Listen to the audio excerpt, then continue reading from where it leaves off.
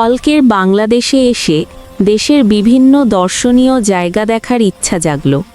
তারই ধারাবাহিকতায় সে বাংলাদেশের ঐতিহ্যবাহী সুন্দরবন দেখার জন্য মোংলা বন্দর গেল। সেখানে গিয়ে জানল, এখানের জেলেরা যখন সুন্দরবনে মাছ ধরতে যায় তখন অনেক জেলেকেই একটা হাঙর মাছে খেয়ে ফেলে।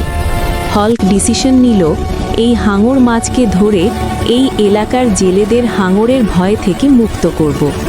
সে একটি শক্ত জাল নিয়ে সুন্দরবনে গেল এবং জাল ফেলে হাঙরকে ধরে ফেলল এবং জাল সহ সে মাছটিকে মোংলা বন্দরে মাছের আড়তে নিয়ে আসলো।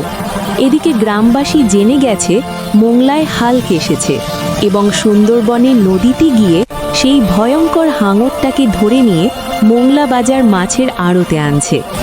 গ্রামবাসীরা দল ধরে মোংলা মাছের আড়তে আসলো এবং হাঙর সহ সেই বিশাল দেহের হাল্ককে দেখে অত্যন্ত আনন্দিত হলো। এই এলাকার মানুষ খুব আতিথেয়তাপরায়ণ, তাই তারা হাল্ককে খাওয়ানোর জন্য সঙ্গে এলাকার ঐতিহ্যবাহী অনেক সুস্বাদু খাবার নিয়ে এসেছে। খাবারগুলো হাল্ককে খেতে দিল। হাল্ক খুব খুশি হয়ে খেল। সন্ধ্যায় তার ভালো লাগার লোকদের সঙ্গে জেটিতে বসে সূর্যাস্ত দেখল। ফিরে নারকেল গাছ ঝাঁকিয়ে ডাব পেড়ে দিল সবার খাওয়ার জন্য। মোংলার উৎসাহী লোকদের সঙ্গে ট্যুরিস্ট বোট নিয়ে সুন্দরবন ভ্রমণে গেল এবং এক পর্যায়ে হরিণ, বাঘ, বানর সহ অন্যান্য প্রাণী সব একসঙ্গে সুন্দরবনে কাছাকাছি দেখতে পেয়ে খুব আনন্দিত হলো।